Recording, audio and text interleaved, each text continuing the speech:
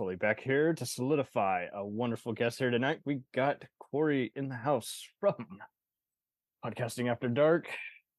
Just plenty of great shows on the Blast from Our Past podcast network, and it never gets old just hearing the numerous collaborations on Action, Talking Back, and $2 late fee. Welcome, sir. Oh, thanks, buddy. Thanks for having me, dude. Appreciate it. And it's been a long time since you and I talked face to face because we did that watch list like 2 years ago. It was man. like a Verhoeven special or some shit. It was dude. Crazy. Where did the time go, my man? The world went down in a handbasket, and we were trying to just. This is true. But thanks for having me on the show, bro. Really appreciate it. Glad to be here. You guys never cease to amaze me. Just the numerous guests and the down to earth conversations. It's out of this world because, long story short, you're talking about everyday stuff, and before we get to the nerding out part where it's like, I love doing this, and it makes everyone's day. But thanks, man. I appreciate it. We have a good time. Zach and I have a good time. I know Zach's been on your show as well and whatnot. So I'll appreciate all these days, I swear. Yeah, all the love that you guys give us, man. Really appreciate it. Totally.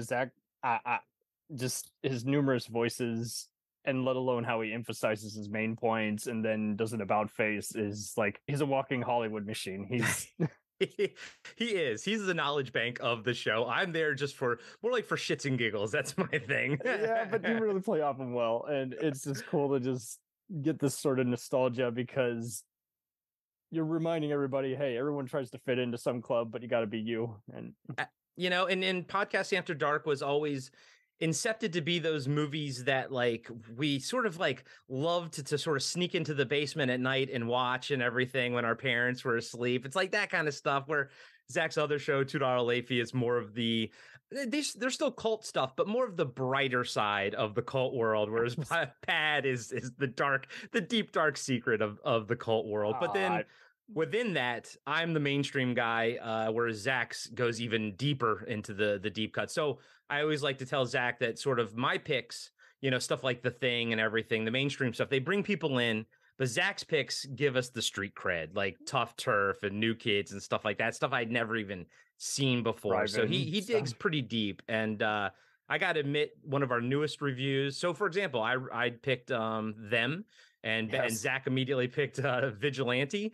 And I think that kind of tells you everything about our two viewpoints.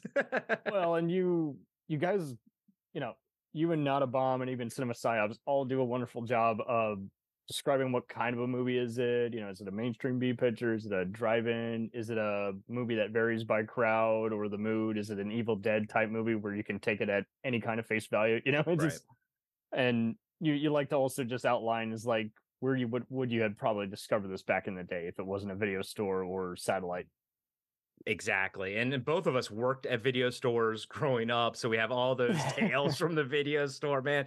It was a wild time, but this is fun because I have been reading comic books my entire life. Totally. But I rarely get a chance to talk about them on Podcasting After Dark, although we discussed Alien Free on Talking Back. Yes, we discussed Alien 3, the adaptation of that original screenplay, which was really interesting. And then it's really old, but on the Patreon page, we actually reviewed this 2-part Dark Horse comic for The Thing.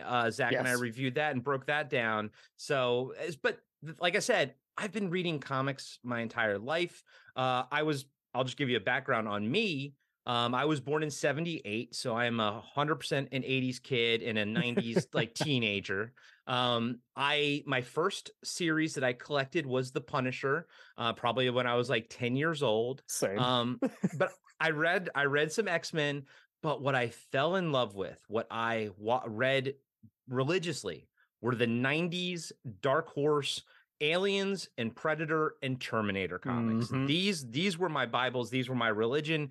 And then to kind of give a little bit of a backstory or a piece of the puzzle, my dad took me to see Aliens when I was 8 years old. When it came out in the theater, I saw it opening weekend. Blew my mind. And to this day, I always say Star Wars is life, but Aliens is my single favorite movie of all time. So Newt for the win. yeah, dude. So I'm excited to talk about everything that is in this universe. I love Xenomorphs. I also saw Predator in the theater opening weekend with my father. Sweet. I saw Predator 2 in the theater opening weekend with my father. So, and sadly, I saw Aliens versus Predator opening weekend. Well, we So yeah, definitely that's will give some 90s sentiment on how, you know, back when I grew up, I thought it was just, I knew about the Predator 2 like Easter egg of the alien thing in the cave at the end, but I always thought they only just coexisted in like video games, yeah, because that was like my access to it. There was arcades for either franchise, but then you saw like kind of like Metal Gear Solid, there was always an expansion pack for computer gamers and right. Xbox guys. And lo and behold, as soon as you saw these movies, the opening credits say based on the Dark Horse comic, and you're like, whoa, there's a Dark Horse comic. Was it Yeah. better than this? And for me, like I personally like the assembly cut of Alien 3, but I kind of don't really spin off my canon from there. I go Aliens, and then I go the Dark Horse universe. That's sort of my alien, canon, and that's my sort of trajectory. Predator. Do you consider it part of the Val Verde saga? No, I'm not sure. Okay, What is the Val Verde saga? So it's been, long story short, crafted by Joel Silver and Steven D'Souza. That's the fictional South American country. He implies, especially in the novelization of Predator, as well as some of the video games and comics, that that's the country they go to. But okay, it's also the country in Commando, The Dictator, and Die Hard 2. And to make things even more twisted, D'Souza has had some of his other Die Hard characters in other movies like Ricochet. And the truck companies in Die Hard are the same ones as in Speed. And Ridley Scott really added to the pile by implying in the Prometheus special features that the Weyland-Yutani company is the replicant company in the Blade Runner films. So there you go. So yeah, I knew about the Blade Runner connection to Aliens because in Blade Runner 2049, in sort of that climax where they're flying over the water and they're about to fight in the water, there's a giant Sulaco style ship from Aliens there, and I mean that image is burned into my brain of how that ship looks, and I saw it in the theater and I was like, oh, that's immediately apparent. And then it came out, he said that, yeah, these are a shared universe. You can almost assume that like maybe Blade Runner is taking place at the same time Alien is taking place, essentially. Totally. I love that. I didn't know about the South American country. That's cool, man. I love that kind of stuff. Like I really do love that kind of connective tissue, and people sort of throw in sort of Easter eggs like that and everything. So Sousa's still going to town on it. He was on Rogue Commentary recently. Okay. UK podcaster who invites screenwriters to do their own commentary for their movie. Oh, that's a cool idea. And he's still going to town in it. He's like, suck it, Marvel and DC. I created my first cinematic universe. Yes, he did, man. That's super cool. That's really cool. I'll have to dig into that a little bit. I thought St. Elsewhere was simple. Good God. This is like, whoa, here, and then this and that. And in the future, then this. Yeah. But yeah, if you had to choose a team, is it going to be the Xenomorph or is it going to be the Hunters? My team will always be Colonial Marines. There you go. Third party, baby. Dude, so I realized growing up as a kid, I am an armor file. I love Boba Fett, love armor everywhere. And as a kid, I still think to this day, I'm 45 years old. I still think Colonial Marines armor is some of the coolest armor ever. When I've seen Aliens like a million freaking times, but a lot of time when I was like in middle school and stuff, I would kind of turn the movie off when Ripley had to go save Newt because it's like, Hicks was out of commission and everything. I like the dropships. I like the Marines. I like the pulse rifles. I like all that stuff. Vasquez and Drake and everybody. But for your, I guess I would say picking Xenos or Predators would probably go to what I enjoyed drawing as a kid, and I drew a lot of Xenomorphs, so I would have to probably pick the Xeno over Predator. I mean, I love the Predators though, but yeah, totally. I'm with you. I was kind of more of a Terminator guy growing up, but I always I love joking with people how there was a Predator versus Terminator fight, but it was Arnold and human tissue. Yeah. Dutch. And I don't know why he's just never revisited the character. Like he was supposed to be in the last one, they cut him out. He's in a video game tie-in, but it underperformed. And it's like I don't know why he doesn't want to revisit that character as much as all his other franchises. Well, we can. I know that at one point you and I started this discussion on talking about Terminator, and then it kind of turned into this. Right. So I'm totally fine if at some point in the future we go swing back to Terminator, because I did read all those Dark Horse comics as well. And actually, in the Aliens versus Predator arcade game by Sega, came out, and I think I wrote it down 94. It was one of those side scroller brawlers back in the day, like Streets of Rage and everything. And you could either play 4 players. You could either play as 2 predators or 2 humans. One of the humans was like this samurai cyborg chick, and another human was his name was Schaefer. And he was a big Arnold Schwarzenegger looking dude, and he was part cyborg.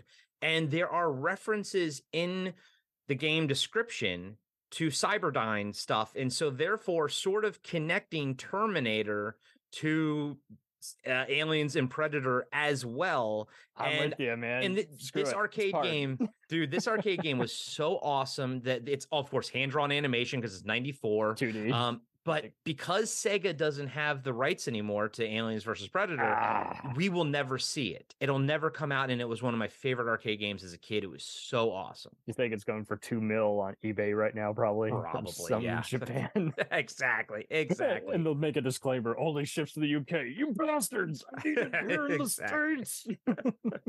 But yeah, dude, I love the Terminator. I love Terminator as well, man. Like, I was there opening weekend for Terminator 2, bro. Like, that was... what a wild time to be alive, like watching the Guns N' Roses, video, and everything, and just being permeated and being like the perfect age for it, and just it being can't like, be recreated. Crap, it can't. They keep really trying, can't. But no matter how good the Marvel movie is or whatever that comes out, it's just it's never gonna be the same. You know what I mean? It's just, man, Terminator 2 was so damn good. Absolutely. And on Corey's point, it is intriguing how, with all these collaborations, I mean, there was a bunch of fan films. I'll definitely try and discuss it at a later point. But I always thought the Batman subject started with the Dead End fan film, and truth be told, no, that's not true at all. The Predator fought him in a more recent comic, and then they did a 90s crossover comic, and Batman has not only fought Judge Dredd, but so have the Alien and the Predator. And so it's like, it's just interesting how all these crossovers are very common. Painkiller Jane fights the Terminator at one point, and then it's just like, it was basically a compromise. There's never going to be any movie studio that signs off on this. Too many properties to, get the rights to. And honestly, at this point, I think the Terminator brand is kind of tarnished. I saw all the movies, and I personally very much enjoyed Terminator 3.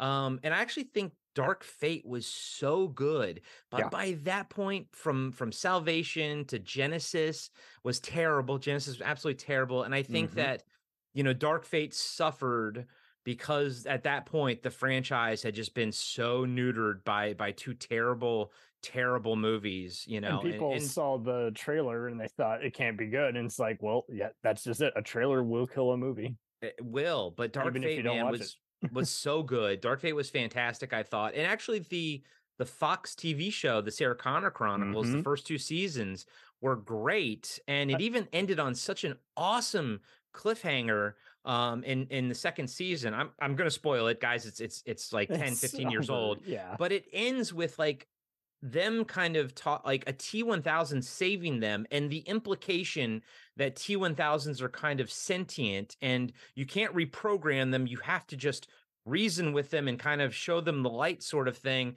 I was like, this is awesome. And then it died. You know what I mean? Then they didn't go anywhere with it. And I was like, at least finish it in comic book form or something. But they just, Sarah Connor Chronicles just ended. It just went poof and was gone. And it was so good. I think that's why they hired the head writer on that to be on Dark Fate. He was just like, hey, he didn't like the other movies, and he just wanted to do his version of what happens after T2. And I think that's just it. That's why they brought him on for Dark Fate. That makes sense, man. And he was, again, that movie is highly underrated, and I don't think it was I don't not know justified for why. being panned, you know. It's like they were overreacting the same way they did with Ghostbusters. It's like, well, that's different. That's just a whole different set of characters that didn't grow on people. This Yeah. is was meant to be this, and it just was amazing. Like even with James Cameron like coming in and everything, there was just so many people just talking smack before it had even come out. And I'm with you, dude. I with all the movies you do, I never understand the point of. I mean, you guys have covered all other sorts of experimental stuff, like the works of Richard Stanley and what have Yeah. you, and Abel Ferreira, and it's just maddening to me how people want to talk smack about someone without finalizing whatever it is, a court case, actual movie, but they'll just look at production art and say it looks like shit, and it's like it doesn't cut the mustard. It doesn't do anything for anybody, and No. neither side wins either. No, I agree. And also knee-jerk reactions to like canceling people before I always Yeah, thought that it was innocent before proven guilty, you know what I mean? So, but or like the talent but not the person. Instead, mhm. it's off with their head now, and it's like, well, if I grew up with this person, it's pretty hard for me to kick them out of my life, and I'm not going to. Yeah, Zach and I have discussions about that, on the show because we And you're both very grew up with careful like, with it. You're yeah, very we try to be, and because we grew up with like Mel Gibson movies and stuff, and yeah, sure, maybe he's not the best person, but I mean, I'm sorry, but I still fucking love Martin Riggs, like I still love that yes. character. I still love Max Rockatansky, even though I don't maybe necessarily love Mel Gibson, but I grew up with Road Warrior and Mad Max. I can't just all of a sudden, no, I'm not gonna, and I think a lot of times too, it's different with a musician versus a movie because so many people work on a movie. You can't, I just feel like, so Oh, the thank poor you. gaffer, Yes. that poor gaffer who worked his butt off to get the lighting rigs and everything up. And then just because the director makes some comment and Oh, not yeah. a good one, sure, but now the whole movie's destroyed because of one person when so many people worked on it. I'm with you. Like, and they still go rely on test screenings, and I'm like, what does it matter? If you don't tell the audience anything and hope that they figure it out, you're already doomed. And I'm with you. Like, people are talking about this.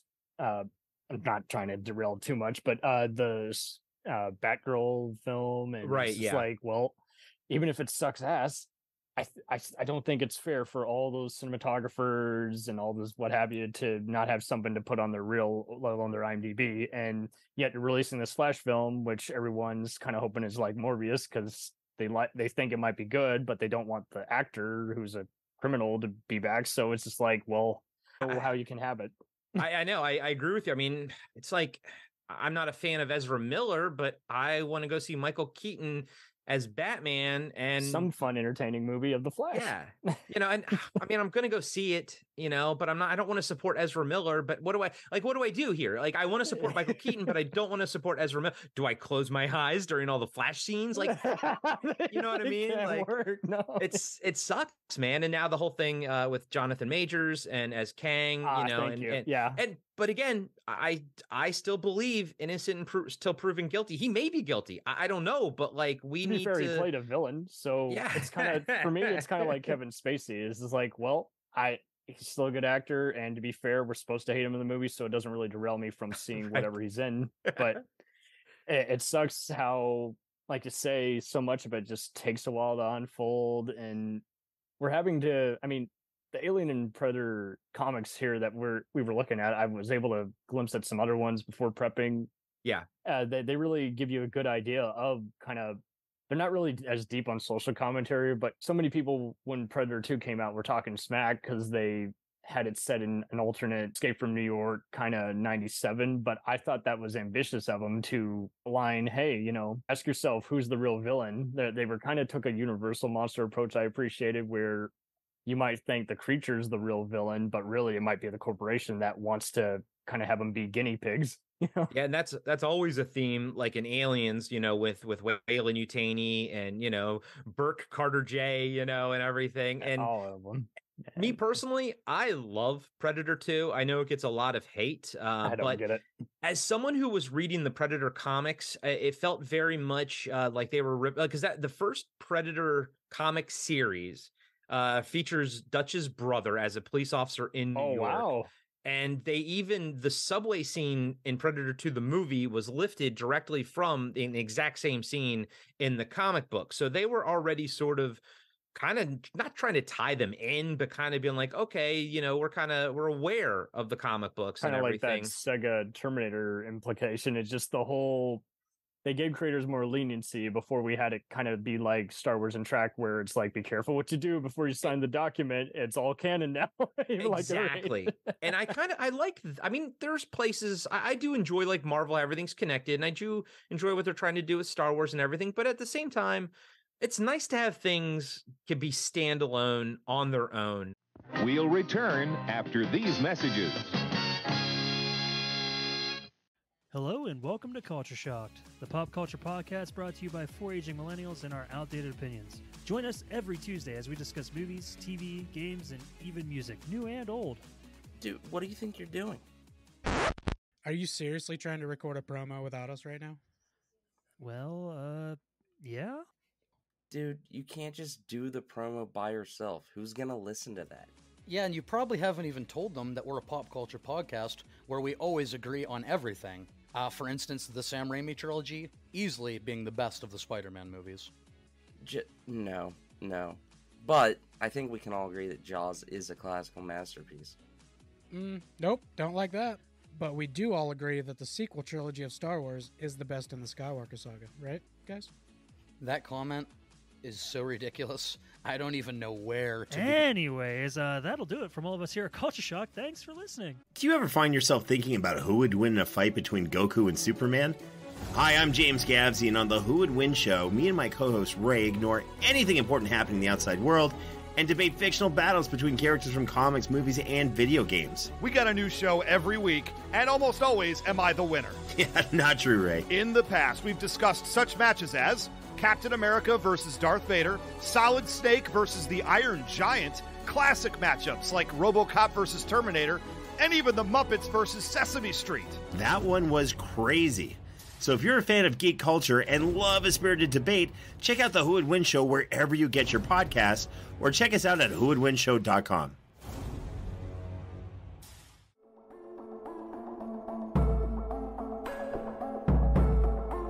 We let things pile up in the DVR, we add them to our queues, we wait for the DVDs and Blu-rays. We time shift. The Time Shifters podcast. Sci-fi, horror, fantasy, superheroes, comedy, action, film, television, maybe some not-so-current events. Find us on iTunes or at timeshifterspodcast.com. Cool thing about Blind Knowledge is we are in multiple countries. We are worldwide all across the globe.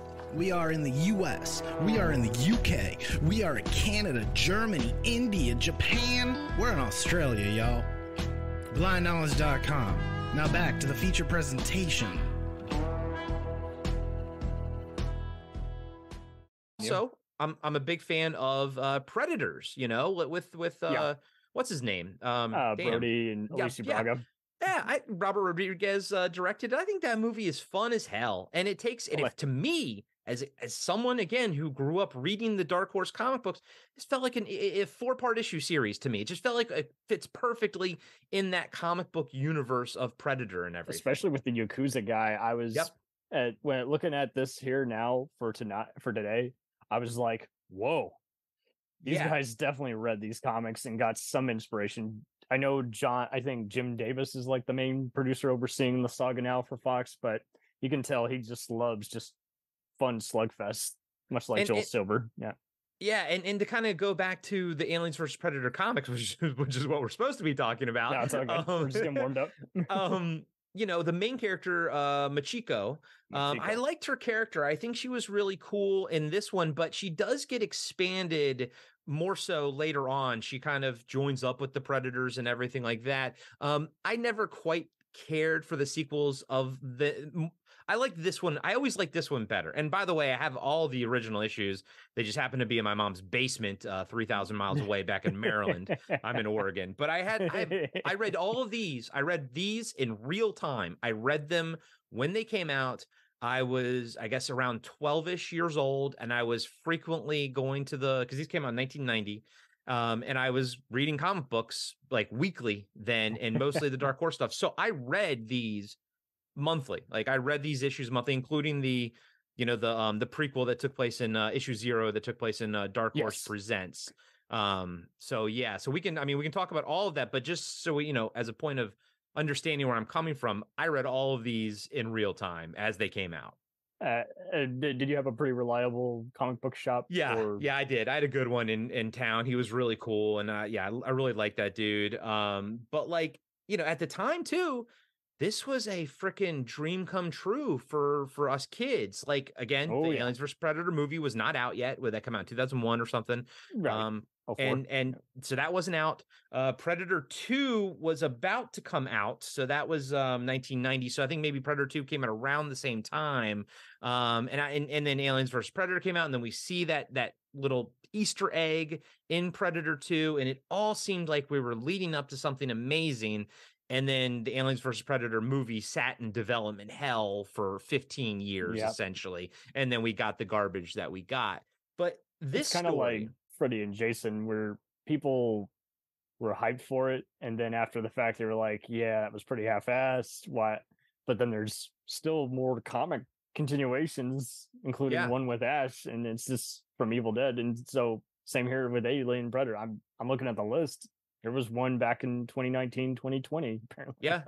I mean, it keeps going, but this one, I always thought this one had a bit of a charm to it. It being the first. One thing it should be noted is that since it came out pre Alien 3, they don't take into account that the Xenomorphs change via their host. You know what I mean? So basically, all the aliens look like what we call warriors now, and I do like the fact that they've sort of the comics and recent stuff in the video games like Aliens Fireteam Elite, they've started to explain things like these warriors come out of the humans and that's why they're so strong and big. Then the little runners come out of like other things and stuff like that. Such cool stuff. But at the time, there was none of that. So everything here was the warriors, even if they came out of a snake, even if they came out of a some kind of rhinoceros type thing, cattle, but one thing I thought was kind of neat about this was that it kind of showed you this world that they were on and what they were trying to do with it, the colonists. It showed you what Hadley's hope might have been, LV-426, if it didn't get run over by aliens. It shows you what they were trying to accomplish and maybe what they would have become if they hadn't have gotten destroyed, essentially. Essentially, they really hit home on that there is hope. It's not a grim future. They have the alien kind of scientific chat, and then a lot of the other, I guess I could call them ranch hands, kind of definitely look like Jesse Ventura's Predator character. Yes, yeah. But yeah, on Corey's point, that he did a wonderful job of just making this make sense to me, because it was very confusing, folks, because there's so many omnibuses, paperbacks, and I was like, wait.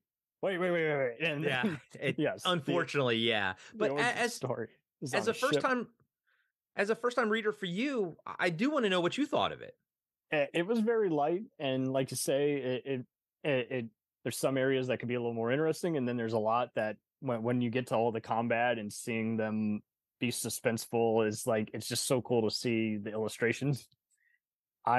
Wasn't actually too familiar with these artists. I'm reading them off now, but Phil Norwood did issues 0 through 3, and then Chris Warner, he did issue 4.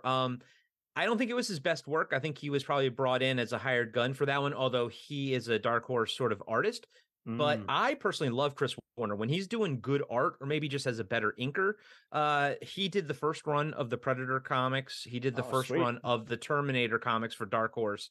And he is one of my favorite artists in the Dark Horse stable at the time, when it seems like he has the time to work on it. But I think Phil Norwood did a great job with issues 0 through 3. Sweet. I see that some of them had done some other ones. The most I got was the writer Randy Stradley. He's apparently done.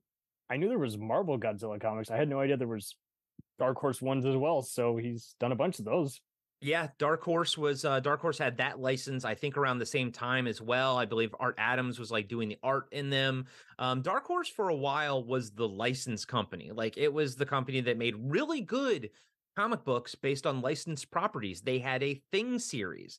And unlike Marvel, just I guess to put things into perspective, they didn't create ongoing series. It was like mini series. So this was like 4 issues, if you don't count issue 0, that was in Dark Horse Presents.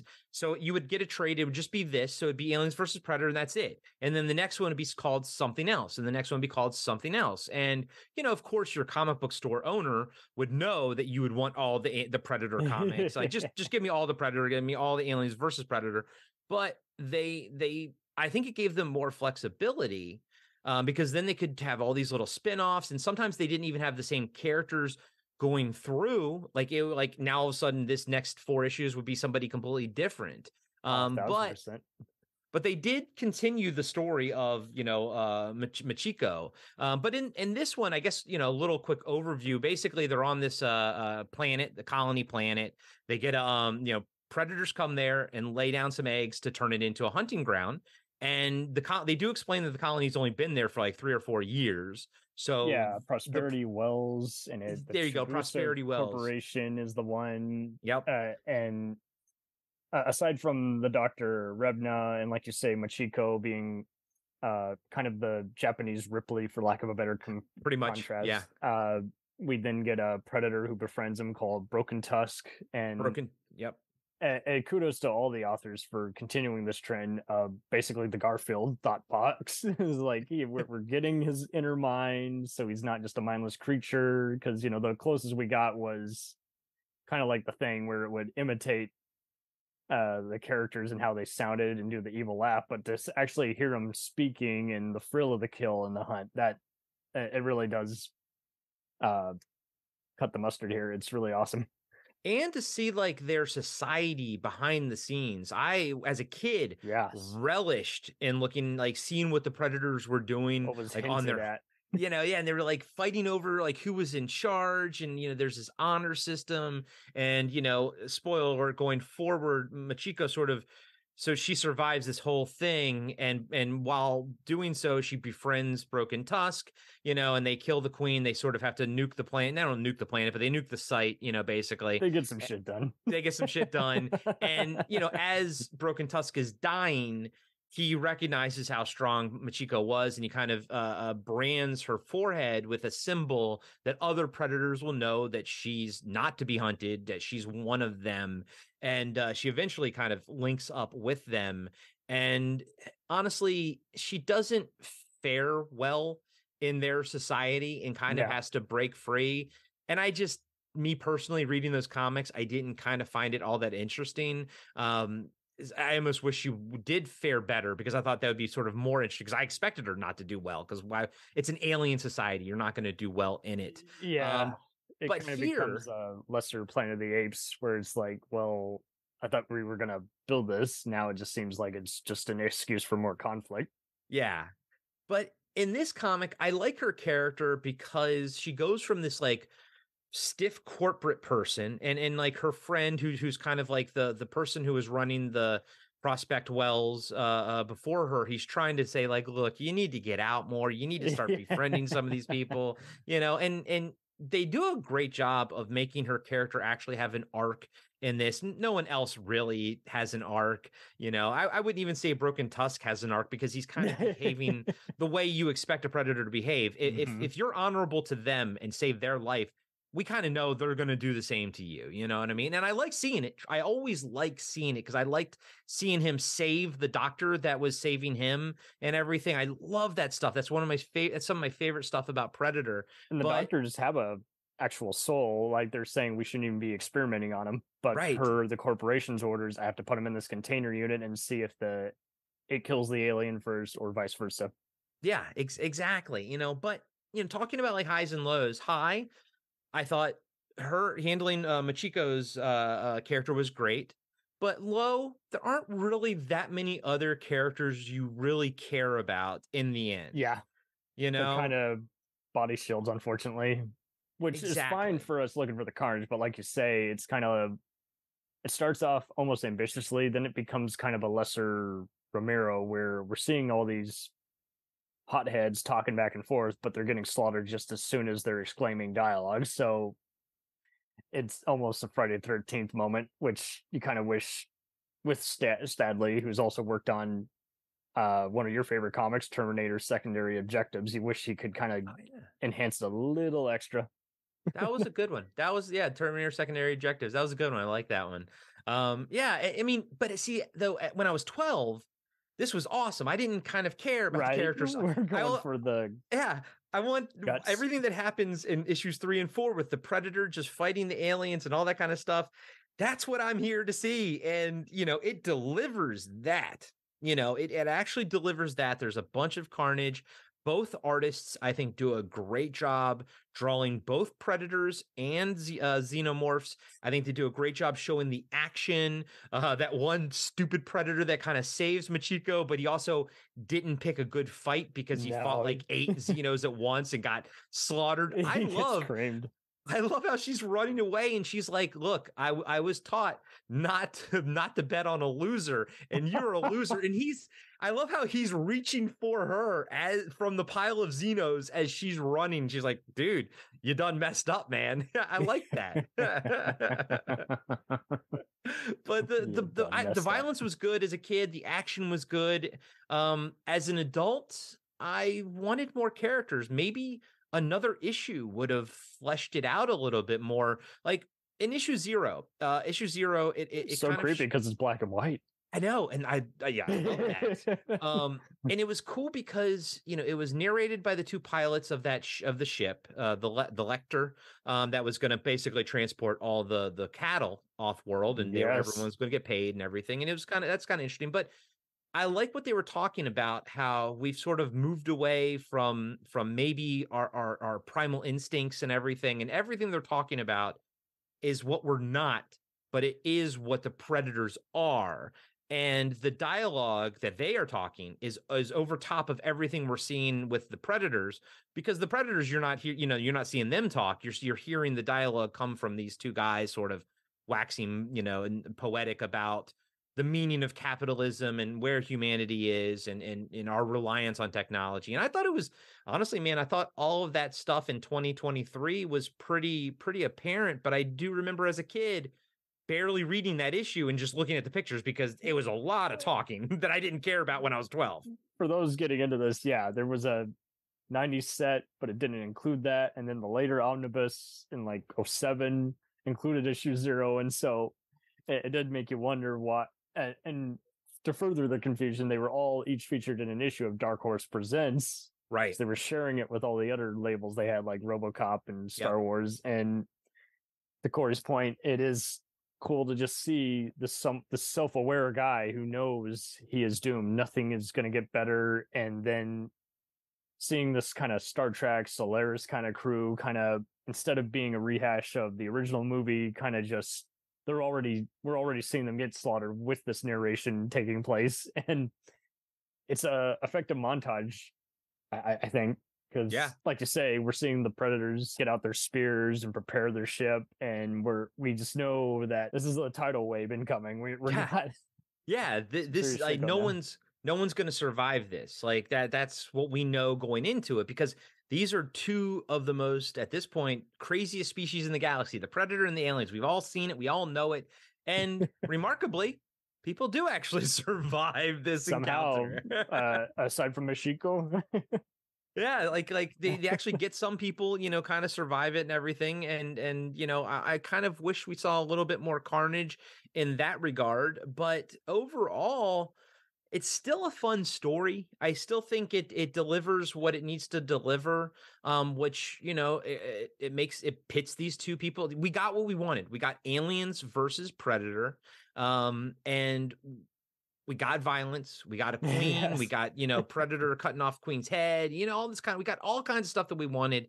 But I think you're right. It's, it was a little light on substance. I particularly like the scene where one of the settlers' family, like the kid has to get away, but like, yeah, I mean, the dog gets gutted, the dad gets his eyeballs ripped out, mom gets gutted, and the kid has to jump through like a plate glass window and hop on his hover bike, and he's all cut up and everything. And I'm like, man, this is intense. And when you reading think this about with it. the visual is terrifying, no matter how old you are. Because I mean, it's funny how we have these issues all the time with different mediums, like what might get you an R rating in a movie might be okay on a primetime show or in a video game that's rated T. And it's so wild here is like, but somehow when just looking at these in the comics, it feels borderline X-rated because it's just like, God damn, soaking in the score. This is really.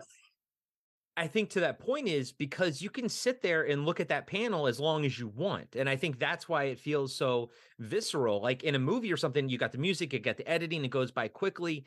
Whereas here, you can sit there and I can stare at that panel of the predator grabbing the dad by the head with his long fingernails into the dad's eyeballs as he's sort of like picking him up off the shingles of the top of the roof. And I'm like, damn, it's like a Giallo art show. He's like, this can't be real, but it's someone actually sat down and drew this and reprinted this for everyone to be terrified around the world. Yeah, and Phil Norwood does a great job of like showing like movement and speed and everything. Like when the hover bike hits, Broken Tusk in the back, there's a lot of it's very kinetic. His artwork is very kinetic, but he also, I think, does a good job drawing mechanical stuff. Like he does a good job drawing all the spaceships. And then on top of it, I think one of the things I loved about this, seeing that sort of thicker Predator armor, it's sort of like, it's almost like military Predator armor versus like Predator. Now we call him, the Jungle Hunter. And then in Predator 2, they call him City Hunter. That's kind of like now how sort of people refer to them as. But these guys like were decked out in heavy armor that we had never seen before, to the point where Broken Tusk has that head of the Xenomorph like on his chest piece, and you can tell it's built into it. It's not like, welded on, like it's built around it. They built the chest piece around that head, and I liked how beefy they looked. I liked the armor, and I liked the way Phil Norwood it felt like Predator armor, even though it was new. It felt like it fit that universe, 1000%. And to your point earlier, just seeing this armor become a character much like the actual character is really neat. And to actually, like you say, it's kind of almost a Boba Fett kind of trend where you're just like the amount of mystery, you don't know what the creature's going to be like. Even with the voice box, you're just like, well, I could go either way. He might be a scientist creature, or who am I kidding? Of course, he's going to be either an unstoppable killing machine like the Terminator, but he might have a heart. He's not built for science. He's built for killing. He is the science. He is the science. He's the Jurassic Park T-Rex. Yeah. But are any of these other Predator creatures going to be illustrated, or should I just find out, get off my ass and read Booty and more? Honestly, man, it's been so long since I've read the rest of the series. I don't even have I still have I have all my original issues in my mom's house, but I have the Aliens omnibus, I have the Predator omnibus from that Dark Horse put out. Unfortunately, obviously you can't get this omnibus anymore, or those, because Dark Horse doesn't own the property rights anymore. Marvel has it, and sadly Marvel has not reprinted these issues in in something you can buy now. I had to read them like online for free. I don't condone that, because I have Comixology, and I was gonna go buy it off of Comixology, and they don't have them there either. So, and I was like, like I kind of panicked 2 days ago when my wife saw me. She's like, you sound panicky. And I'm like, I can't find these issues anywhere. And they aren't reprinted all that much. I don't know why. I wish Dark Horse would come up with its own app. But the thing is, they can't now. They legally can't sell any of those because they don't have the rights to them anymore. It's just Marvel. I don't know why Marvel is sitting on the Aliens versus Predator one, because Marvel has reprinted the Dark Horse Aliens and the Dark Horse Predator stuff, and they call it the quote unquote original years. That's how they sort of distinguish it. So you can get those and you can read those. And I think they did it for Terminator. Maybe Aliens versus Boom Predator, and no. Dynamite might be able to get the comic? Because it seems, I mean, I know they did it with Die Hard. They did a prequel comic. Yeah, Dynamite is also putting out some good stuff. And then IDW has a lot of licenses, like with the Ghostbusters comic and everything. I actually used to work at Diamond Comic Distributors back in the early 2000s. Those are the cats that put out previews and everything. So anytime you go to a comic book store, pretty much everything in a comic book store comes from Diamond Distributors. And I was a customer service rep for a bit, so we get like a bunch of free stuff. But I haven't actually been reading current comics. I haven't read any of like the Marvel Alien stuff, like the new stuff. I haven't read any of that stuff now. Yeah, your guess is as good as mine. It might be fun, like some of the Star Wars comics, or it might be kind of like, well, interesting idea and artwork, but the heart's not there. So I'll definitely check them out and let you know. Yeah. And I mean, and as a lifelong, comic reader, people get like, I'm not going to spoil anything, but, there's been rumblings that this season of Mandalorian isn't quite as good as other ones.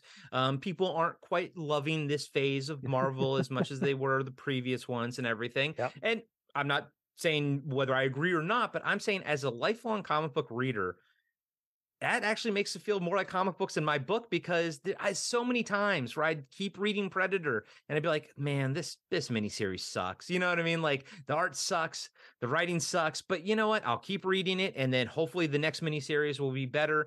But there's always ups and downs. And if anything, the ups and downs make these comic book movies feel more comic booky, to be honest with you. Yeah, very much so.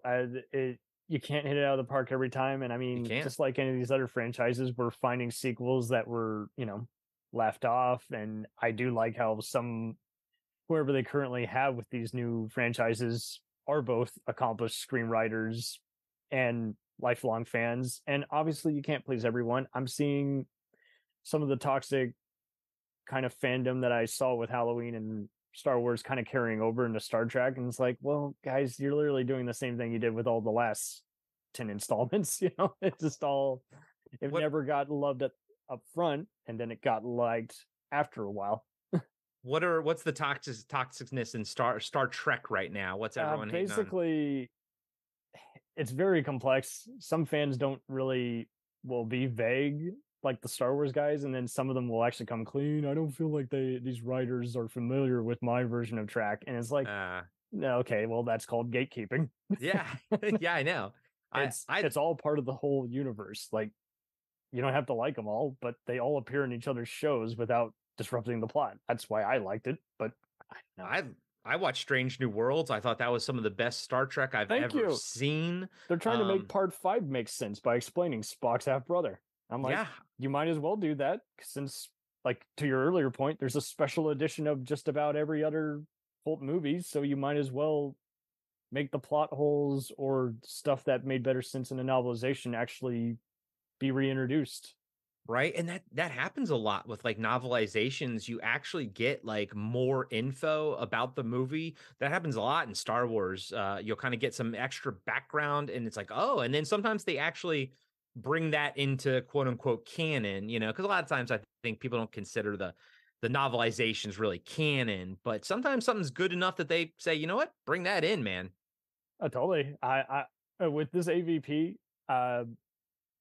with this universe we've been discussing all this time, I know you're a fan of the Riddick universe. I always especially when that all came together because of the Wheat brothers who helmed the first Alien script. And David Twahai took his ideas, which were from a rejected Alien free script. And I just always thought, what a missed opportunity. You might as well build on that in Boom or Dark Horse. And I mean, Vin Diesel could use that Disney money. Why not? Universal doesn't like it. I think Riddick fits well into that universe. Yeah, you're right. I do.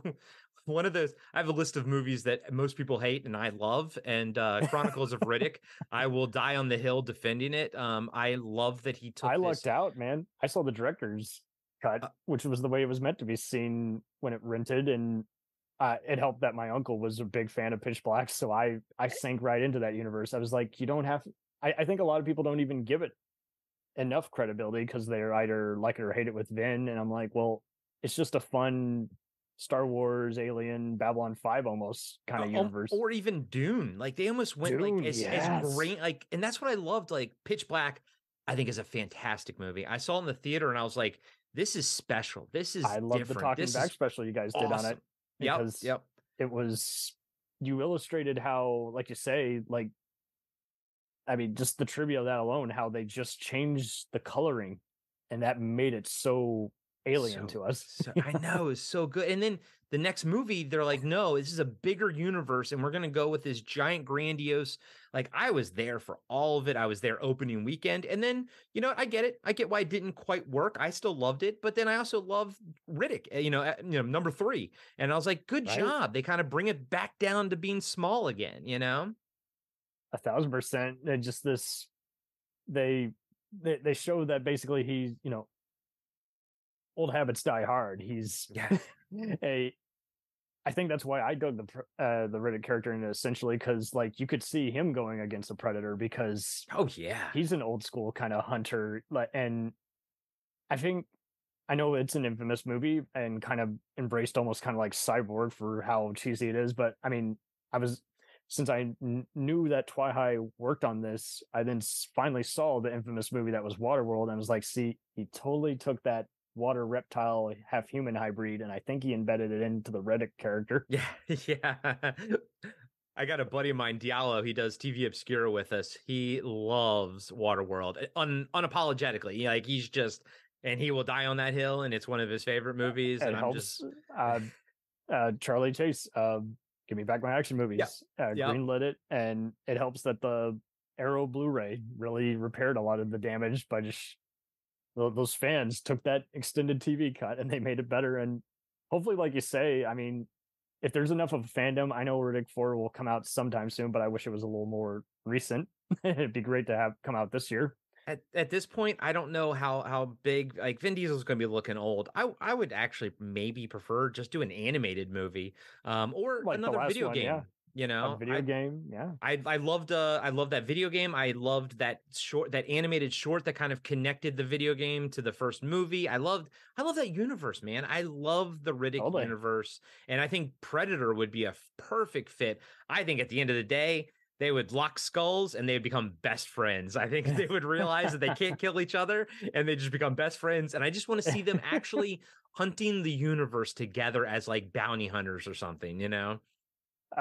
I'm down with it because to your point, it did feel like, especially the Cole Hosher character, he definitely gave me a Boba Fett kind of feel where he takes honor in the whole taking on a Furion because he was like the first one to actually capture one because the most time they just killed him or just word of mouth. You didn't.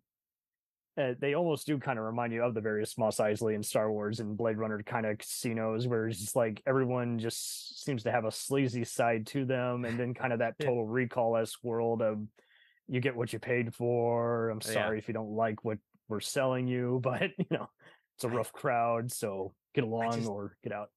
I just love that kind of universe, man. I just love, you know, kind of going back to aliens and everything. I love the idea of like maybe colonial marine bounty hunters, you know, type of thing. I think that's like a cool idea. But going back to Aliens versus Predator, what's not a cool idea was the movie that came out from this.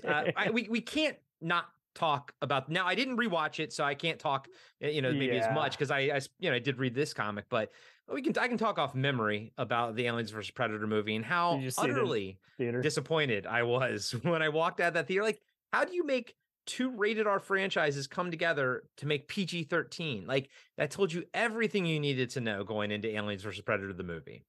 Fortunately, there is an unrated version which puts some of the backstory and gore back in, but like you say, the damage was done. And because we never really liked the characters, they still feel like some producer got the wise ass idea of how would I make them unlikable like Friday the 13th guys. I'm like, no, it's a different kind of camp. I don't want AVP to be campy. You know? Yeah, exactly. Did you see that like opening weekend when it came out? I saw the DVD and I rented it and watched it with my uncle who was into that universe. I kind of got shits and giggles because my brother got creeped out by us watching it. I'm like, this is the last movie you want to be. I think I was only impressed by how they got away with yippee-ki-yay motherfucker almost line on a PG-13, but that was it. It didn't fare as well. And part 2, you know, everyone's complaining about that one enough, where like the most they got was the gross alien and predator hybrids, and it just felt like a town under siege B picture. Yeah, and it was rated R, but the violence was fine, but you realize violence without some sort of context that you care about, because I think that movie, people were even more unlikable. I have a specific hatred for that movie because I saw it in the theater, hated it. Then when the DVD came out, the rated R version, whatever, the uncut version came out, because it's like, oh, it's even better, it's uncut. So I popped the DVD in, and it's like, I hate when they have a selection, yes or no. Do you want to play the theatrical or R-rated or uncut? But you don't know where you're sort of starting on the selection. And if you keep pushing to the right, it just keeps cycling and you can't tell what the color is. So I'm like, so I thought I selected unrated, and there was a specific scene in that movie that I knew was added in where a girl gets like hit by the spear and then her body sort of rips apart. And I got to that part. It's at the end of the movie. I got to that part and I realized I'd watched the rated R version. I was so mad by the crappy menu that I never went back to go and rewatch. And I didn't even finish that viewing. I was like, I hate you so much, AVP Requiem. I hate you. Well, and to be fair, it just seems like Fox just flipped the script on so many other properties, and to where everything did bad at a test screening and everything had an unrated version, to where you just knew that, like you say, it wasn't you didn't know if anything was going to be fixed, but more likely than not, it probably wasn't going to be. Yeah, it never is. It's never fixed with the unrated version, Like even Jason Goes to Hell, the unrated version is infinitely better than the regular one, but it doesn't fix that movie, per se. Right. It's just you guys talked about it with Cyborg, where you're like, hey, the first impression of it really ruined it for me so much. I've been trying to reintroduce Johnny Mnemonic to people because I finally saw it uncut the way it was meant to be seen. Totally rescored, re-edited. You don't get any of those unintentionally funny moments like the I want room service, but the damage is done. I tried telling it to some pals and they're like, hey, I'm sorry, I just had such an awful experience watching that movie. They refused to watch it. I'm like, okay, well, I'm just letting you know, this fixed it 100%. Which Blu-ray version is that? Is that the black and white that just came out, or this was the German Blu-ray before the recent one? Okay, because I saw Johnny Mnemonic in the theater and I kind of enjoyed it, but I like cyberpunky, it's so style much more movies. Cyberpunk, different beginning too. Okay, that's a prostitute explaining how he feels about the world, and she gives him a tough remark saying, that'll be an extra, whatever right time, and then you get these Blade Runner kind of intros, and like, see, this is, and it just pains me that it came on Netflix when Altered Carbon was such a surprise hit for them. Yeah. And it's still the theatrical. I'm like, see, that is not the version people should be seeing. Yeah. Yeah. I'm actually makes me want to go hunt down that one. I'm going to, once we're done talking, I'm going to go hit that up. Yeah. I'd give you my Blu-ray, but it was so expensive. I can't give it up. No, it's all good. And Zach and I are talking, man, we got to get region freeze Blu-ray players one of these days, because it's so hard. I know. I do everything through the PS5, and I find that it plays most things, but it won't play UK Aero videos. The only UK Aero one I have is Life Force, which has one of the best covers I've ever seen on a Blu-ray. And I popped it in one time just to test it, and it doesn't work. But like a lot of the Australian stuff, like Umbrella, but then again, they produce theirs in region free, so you can get some good stuff from Umbrella. I love Umbrella. I totally recommend, not only because it's cheaper, but because of the video essay commentary, the Enemy Mine Blu-ray. Oh, from Umbrella. Okay. That's a movie. Yeah, I'm sure you've heard me talk about it on Pad, but that's a movie where I watched that so much as a kid and I loved it, kind of like Millennium, and I haven't seen it in like 35 years, I'm glad you brought up Millennium, man. It's so underrated. And it seems like people are now primed for it. Like there's so much wonderful stuff getting uploaded all the time. I mean, you covered that unofficial X-Files Millennium spinoff, Strange Luck on TV Yes. Obscura, but it is Yeah. interesting how so much stuff is connected to one and each other, and how people have to realize is like studios don't care or understand how much we appreciate the movies, and half the stuff that is crossed over but it has to be through a different studio. And back to these comics, I mean, I wish we talked about the Blade. I had Travis Bow from Real Comics Heroes on, and we talked about the movie inspired Blade comics specifically. Yeah. And I miss that days. I'm sure you do too, where they would actually have a free comic that would come with like the first pre-order of a DVD or Blu-ray. Yeah. And the golden the physical age. media, man, is like, because if Arrow can do and Severin can do all these drive-in classics and just downright wonderful remasters with posters and all, you would like to think they'd one up it even more with all the Kickstarters and crowdfunders. And I mean, I am happy that we are seeing, I think, a bit of a resurgence in people wanting to get physical media. I think, and I'm a big fan of physical media, and I think that the streaming revolution was, I think, a scam, and I think it's trash.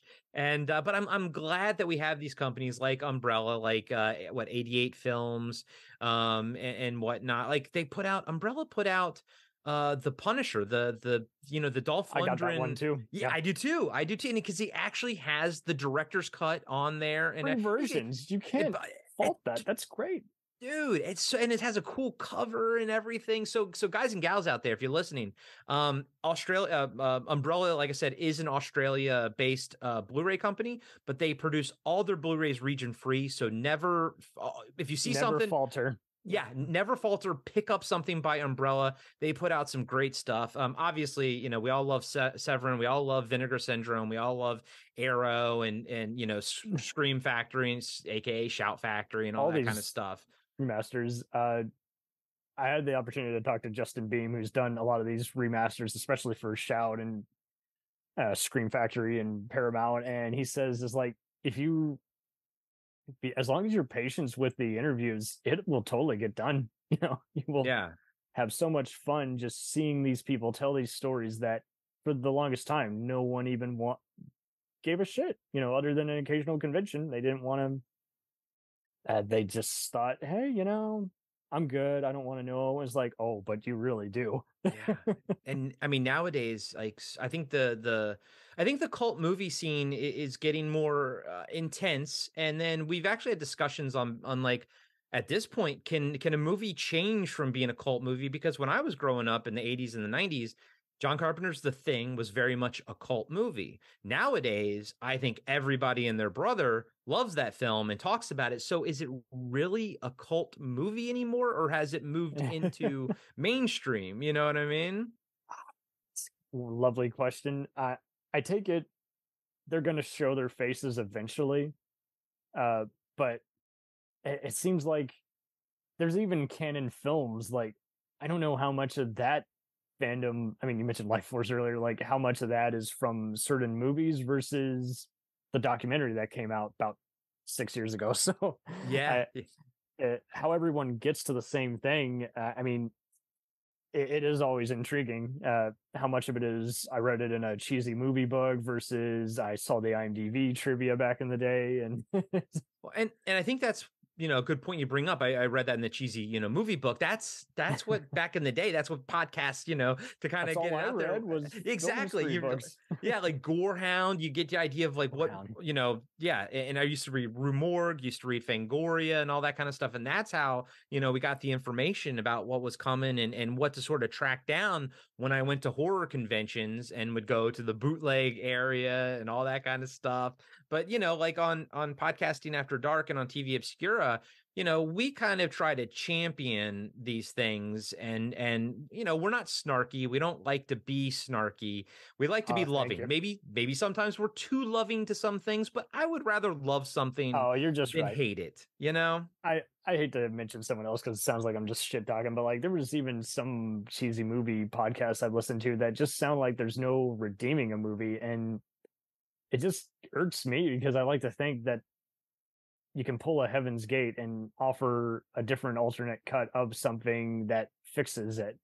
And you make up, I mean, Kingdom of Heaven has, I think, kind of popularized in post DVD world how you can get a totally different movie, but it was kind of I'm with you. It seems like it's kind of still kind of with certain cult crowds or an art house or A24 crowd. And like, if you love something enough, you should totally revisit it. And even if you hate it, you might still check it down a decade from now, unless again the damage was too much. But like it's just people change. Like if you didn't like a movie when you were a kid, I say revisit it. You might like it, now because it might not have been meant for you at the time, or or whatever. But I do like introducing my nephew. I don't have any kids, but I do have an 8-year-old nephew. So for the past couple years, we've been doing like movie night and everything. And I've shown him like the Star Wars trilogy, the original ones. And I think we're going to do the prequels like soon. Showed him like Speed Racer, which I love that movie. I think that movie's fantastic. But what he popped hardest for, what he loved the most was the original Tron, 1981's Tron. And so he was sitting in between us. And I don't know when the last time you watched that movie, but we all know the light cycle battle, but there's a light cycle scene at the beginning of the movie that's like a shorter light cycle scene. Right when that pops on screen, he let out an involuntary, oh. And I looked over at my wife and I'm like, we got him. There's no turning back now. But kind of like, sort of that's an adjacent way of saying that, like, movies are timeless, and a movie that's as old as Tron, I still say, even Tron Legacy, I still say nothing looks like Tron, the original. Even Tron Legacy doesn't look like Tron. It is a wholly unique experience, and I think it holds up well. And I love the fact that and the thing is, we sent him home, and then for the rest of the week, he watched it every day on Disney Plus.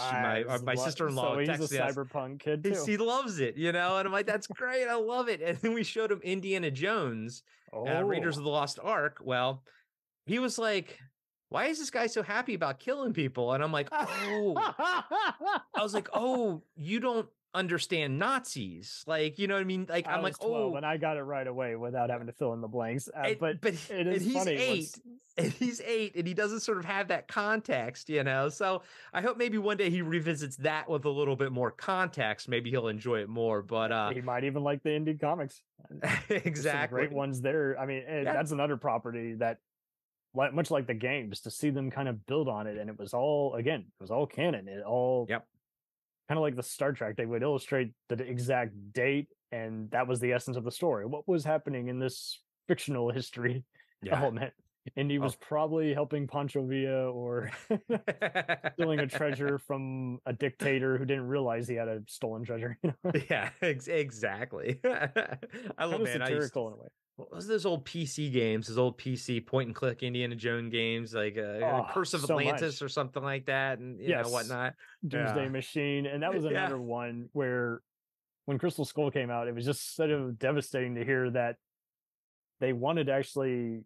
Jeb Stewart, the writer of Die Hard, I think, wanted to do kind of what was inspired by the Atlantis stuff and the Infernal Machine game and novels, and Lucas kept shooting it down, saying, let's just do a homage movie. And I really can't wait for this new one. I know some people are like, that ship's has sailed, but I'm just like, it's interesting just to see what franchises are alive and which ones are kind of on their way out.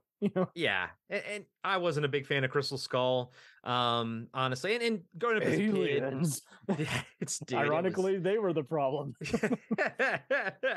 But like, I mean, I liked Indiana Jones as a kid, but that wasn't one of my top franchises. It was top 10 maybe, but not top 5. I didn't watch it as much as I watched Star Wars, Aliens, Mad Max, Tron, and Ghostbusters. Those are my 5. You saw most of the 80s favorites, and it is funny too when you talk to 80s kids, what is their first 80s movie that ignites their passion the most?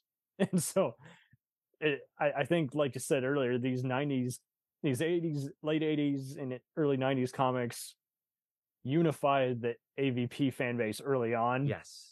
didn't keep them separate. Is like they weren't a rival sports team like people were petitioning at first, and then with the other sagas, some people would often just pick just one team. You're a Star Wars guy, you're a Back to the Future guy, you're a Romero guy.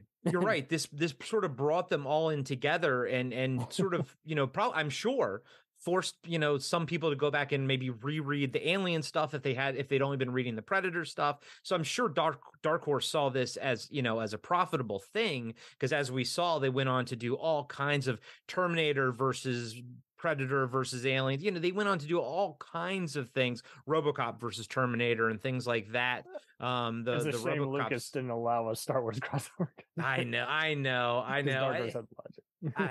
love. There's someone I think it was no, it wasn't Alex Ross. Somebody did some great art of stormtroopers fighting xenomorphs, and you can find them online easily, man. And it's so good. It's so good. I imagine, dude. Yeah. I mean, and now the alien and predator creatures are kind of inherent in every kind of monster nowadays. Both the Orville and you mentioned Star Trek Strange New Worlds. I love how they reimagined the Gorn and had him making predator noises, but kind of get created like a xenomorph face hugger. And I was like, see, I'm down for that. I love when Track gets creepy and has like a hologram trying to kill people or some shit like that. Yeah, me too. I like that stuff. I think that stuff is really cool. I did want to mention, because you were talking about director's cuts and all that kind of stuff. Aliens director's cut. I prefer Aliens director's cut because I like the minigun stuff and everything.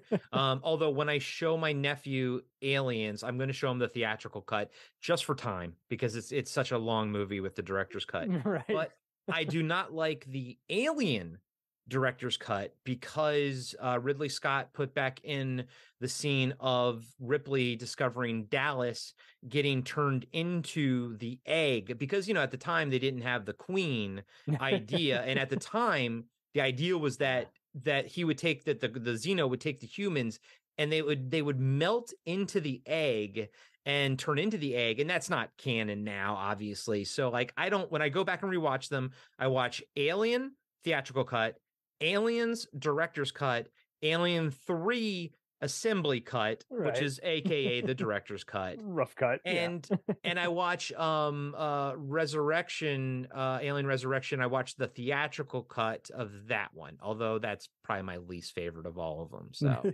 fair enough. I was already kind of struggling with them in this Terminator crossover because they brought him back, and I've just never been a Winona Ryder fan, so I was just like, but in all fairness, I mean, I did like the ideas with all these taxi driver type guns. I think you included them in your favorite space guns episode. Yeah, right. Yeah. Just to see that kind of, those mercs deserved their own comic book or movie. they were so cool. And Ron Resurrection, freaking Perlman. Yeah, Ron Perlman, mentally handicapped guy, and dude, you kind of like Michael him. Wincott.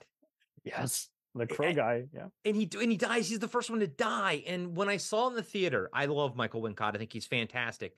When I saw in the theater, and he's like the first one to die of the mercs, like my interest level in the entire movie just plummets at that point, It really does, because his cynicism is so welcome. Unlike, it's not like Paul Reiser where you're supposed to hate him as the corporate goon. Right. Or as some of the prisoners in Alien Free who are patsies, being taken advantage of. I call that Alien meets Oz, but but yeah, Resurrection is like you get that guy in a wheelchair, he's piloting it, and it's like, see, there's clearly something more to him. Either that or the actor again, did what all good actors do and just created a character backstory, and it just somehow felt like it made the final cut. Exactly. And that's honestly, that's some of the best stuff when you can, even if you don't know the backstory. And this is what I look for in like sci-fi stuff. I want the writer, I want the filmmaker, I want them to know what happened before the first frame that we see. I want them to know. We don't have to hear about it. And I honestly go back and just watch A New Hope in a vacuum. Watch it without any thought in your head about what came before and what comes after, yada, yada, yada. Yes. And Lucas does such a great job. Your dad fought in the Clone Wars. Like, just the idea, like, as a kid, your brain was like, what was the Clone Wars, man? Like, but the fact that he was talking about something that happened before the movie gives you a sense of history, gives you a sense that this world is a living, breathing world. And I think that's why movies like Star Wars sort of, exist and they keep going, is because the filmmakers create these things. And they did that in Alien, man. Like I feel like they knew what the world was like, even if we didn't. I feel like Ridley Scott had a very clear idea of what like the universe was that this story inhabited and everything. It was and so creepy without even looking at it. Just that Foley mixing and just I think that was the first movie where I lost track of how many times I had the remote shielding my eyes. Right, I know. Yeah, dude, as a kid, man, that movie scared the crap out of me. And I'm not a big fan of Prometheus, to be honest with you. Yeah. I don't like the idea that man, to me, again, I kind of go with the Dark Horse comics. I go aliens, then the Dark Horse comics.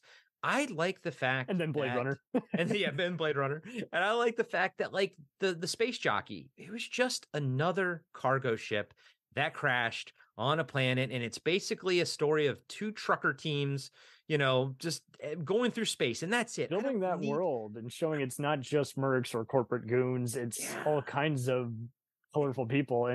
And I don't need the Xenomorphs to have a creation connection back to like us and our androids. I don't need all of that. And actually, I think it takes away from it. I want there to be just these things are the creeping death of the galaxy, essentially. You know what I mean? Something, man. Just and if anything, if they do another versus like that, or just build onto it. I mean, with Prey coming out, and I saw some of the influence, I think, of Machiko and company kind of in that one. I can totally, I really do hope this Alien show by the Fargo guys really goes to town and does its job. Because like I say, that every franchise, if people keep coming back to it, they do want more. But how more of it do you get before you oversaturate it? It's just... Yeah, and I think we see that with Star Wars. Now, granted, I will consume every bit of Star Wars content that comes at me, but I don't feel like I get to savor it at the moment. Like my wife was out of town for a week, and I was like, you know what? I got to rewatch Book of Boba Fett because I only saw it once. I have an entire case over here of Boba Fett toys because I saw Return of the Jedi in the theater when I was 5 years old. It's my first movie experience that I can remember. Lovely. And I was obsessed with that's still my favorite Star Wars movies, Return of the Jedi. I love Jabba's palace. Boba Fett was so cool to me and everything.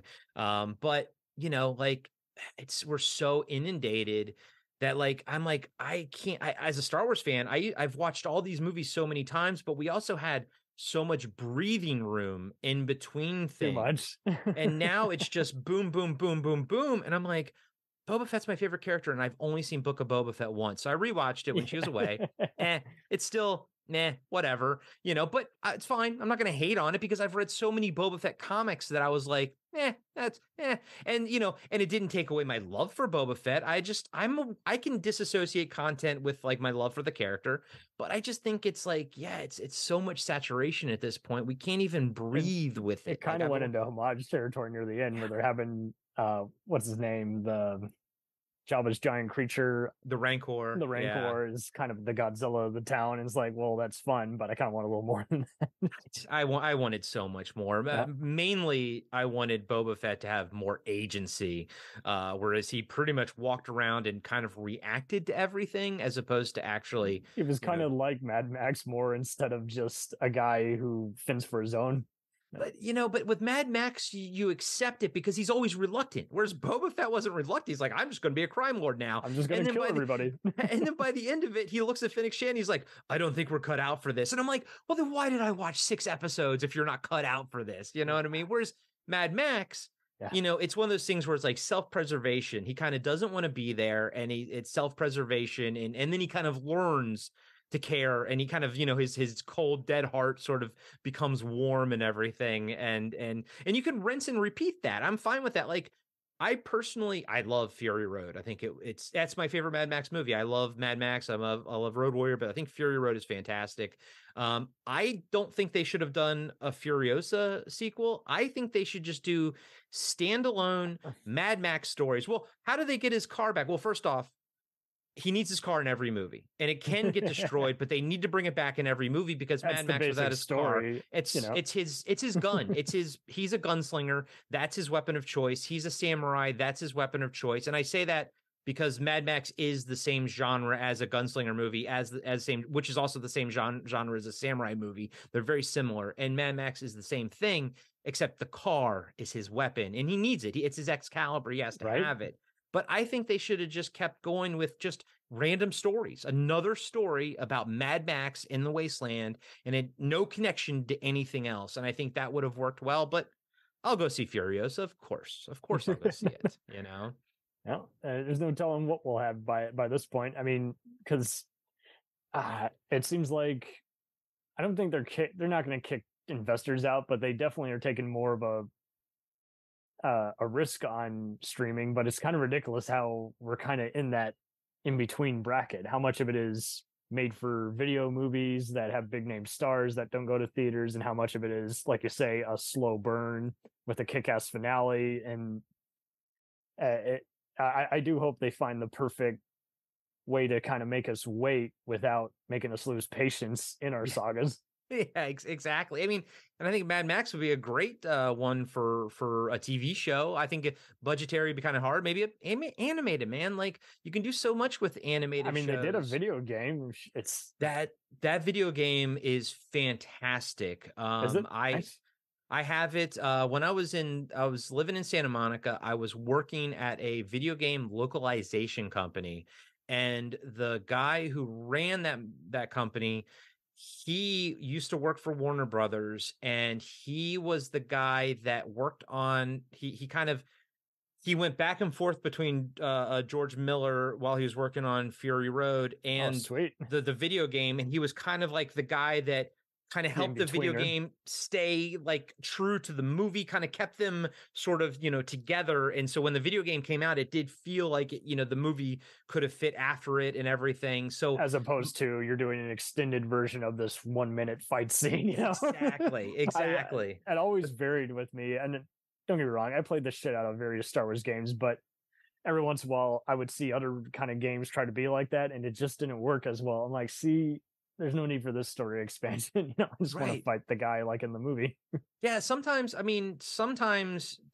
some things aren't meant to be in that format. Like Masters of Terrakasi for Star Wars game for PS1, a fighting Star Wars game. It was so underrated. I always wanted to play it, and I have it. I have it up the actual. Does it?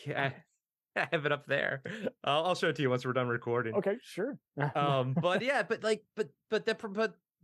sometimes the video game perfectly fits the source material, and that Mad Max game I think was a great example of that. And there's been some great Aliens versus Predator games too, to sort of tie it back into our topic and everything. And don't they allow you to play as Marines also in those? Yeah, a lot of times it's either Marine, Aliens, or Predator. And there was a good one for the PS4 that came out. I think Rebellion put it out. It was pretty good. But yeah, essentially three campaigns. So infamous, despite Sega recruiting some of the voice actors back. Yeah, Isolation I didn't play because I'm not a fan of like stealth stuff. Man, I just want to shoot stuff. But that Aliens Fireteam Elite game that came out about 2 years ago, I have literally played that every day for the past 2 years. That's my happy place game, because it's the game I've waited my entire life for, because I just want to be a Colonial Marine shooting xenomorphs. That's all I want to do, All I want. Yeah, there you go. I'm with you, dude. And here's hoping the best for this universe. And here's hoping, my friend. For those who don't have access to it on the comic books, you know where to find it, or just make time to buy. I mean, I just bought some Starship Troopers comics I couldn't find anywhere else. So eBay's probably your best bet. If any places you recommend for used comics, I know there's like.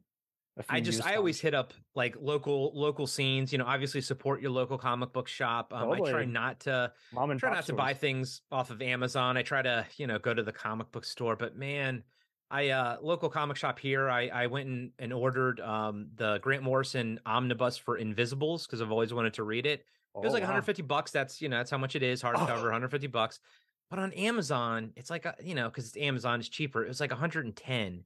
And I'm like, Jeez. but I'm like, but I need to support my local comic book store. Right. Yeah, try to go find the back issues. Starship Troopers, that was a great comic series. The first the first 3 issues called Insect Touch. It was a 3-issue miniseries. It's a prequel good, to the right? movie. It's so good. It's I so love it. violent. It's so good. You see how Razchek gets his arm cut off, how he loses his arm. It's super violent. Artwork is fantastic. Then they revisited it in 07 by copying the CGI cartoon, which predated Halo, you know? And a cartoon that I absolutely adore. And we talked about it on TV Obscura. That was a great cartoon. People actually die in it, you know, and everything. I couldn't believe it. I'm like, TV, why 7? Yes, I know. And I remember when I was a kid, it was like, I think it was on like, well, no, I think I was working at the video store at the time because I think it was late 90s. And it was like one of the shows that was on like on Sunday at like 6 a.m. or something because they didn't know what to do with it, you Fox know? Kids, then Sci-Fi. I remember your episode. It was...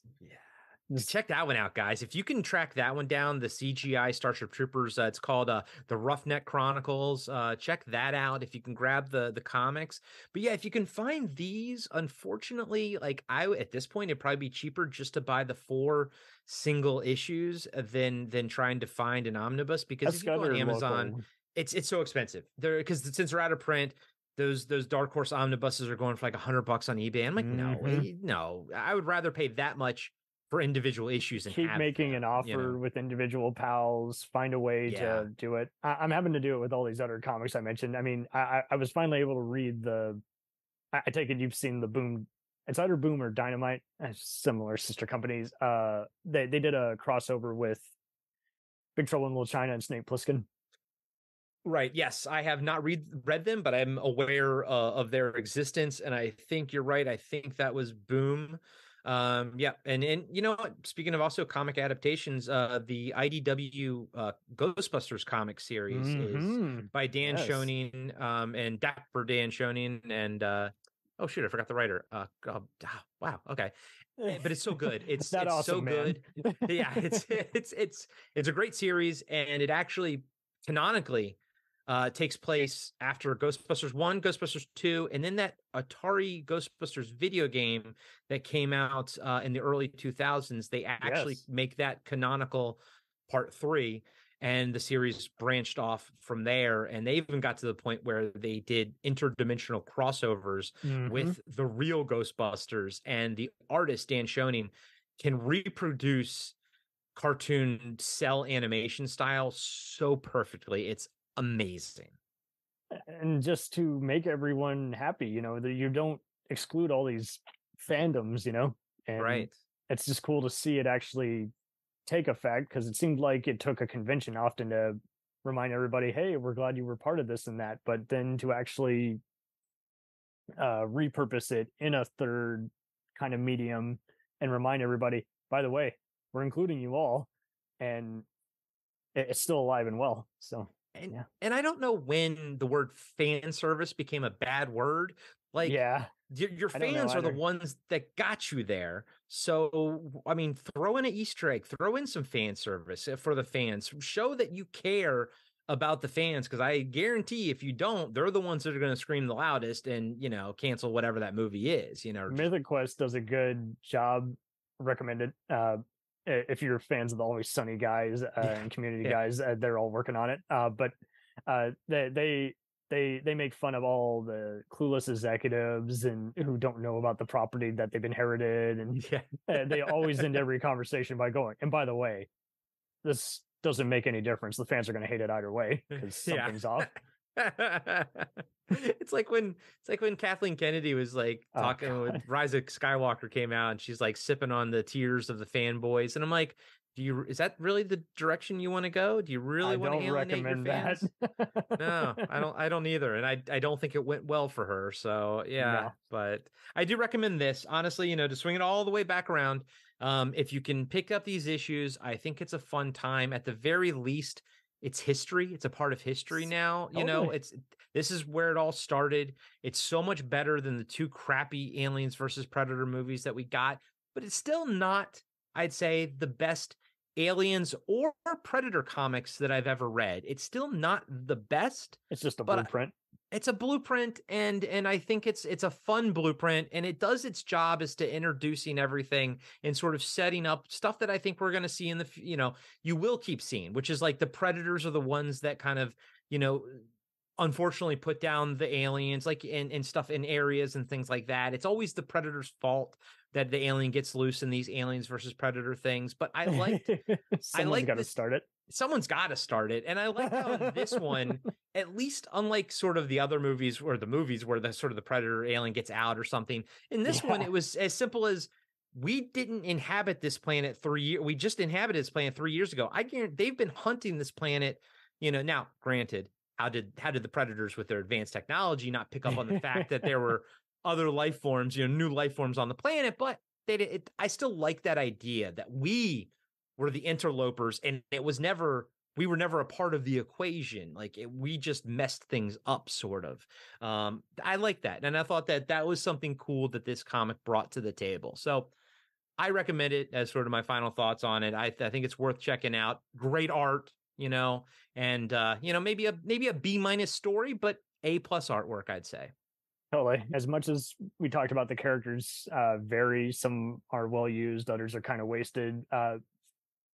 Again, just a little style over substance really eases this out to a passable grade. And like you say, it'll remind everybody, I think, in 2023 eyes of just how far we've come, how to properly utilize a license of some giant property. And like you say, it's just someone had to start the show, and this was where it was. Yep. Couldn't have said it better myself. You got an innumerable amount of material coming out. Sure. Yeah. Guys and gals, you can go check out Podcasting After Dark. All the links to all the podcatchers and everything can be found at podcastingafterdark.com. We got merch and everything. And like everybody, we have a Patreon page. And right now, we basically are going through John Carpenter's full filmography. We call it the Carpenter Factor. It's under our auteur de force tier. Thing talk and yeah, it's a lot of fun, and it's fun to sort of see, just the whole history of his film. Like we're going movie by movie, every month in a row is the next movie, and we've done it from Dark Star, and we just recorded last night. We recorded In the Mouth of Madness, and that will drop next month, which May, I guess. Yeah, May. Body Bags. We just dropped Body Bags. So Zach and I are having fun with that. But the main show, weekly main show, and we also have TV Obscura. That's on the free feed as well. So go check us out, podcastingafterdark.com. And if you like Seinfeld, I also have a Seinfeld after show called Cartwright, a Seinfeld podcast. And my buddy and I, we've gone through Seinfeld, so we're actually working on Curb, and Curb is Patreon exclusive over there. So I always say to everybody, it's expensive out there. We get it. 5-star reviews, like that always helps. It's a free way to help out shows. And I say any show you listen to, any podcast you listen to, mine, yours, any podcast, just leave a 5-star review. I don't even care if it's not for mine. Just leave some podcast a 5-star review, because we're all out here trying to entertain. You guys do a great job. We're all producing content. We're all trying to help each other get through this crazy world by taking people's minds off of things for a little bit.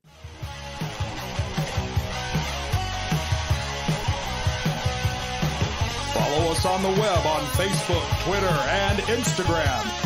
The podcast is available on Podbean, Spotify, iHeartRadio, Anchor, Apple, and anywhere else podcasts are available. Feel free to review our show and leave comments on any of those sites. Thanks a million for listening. It's a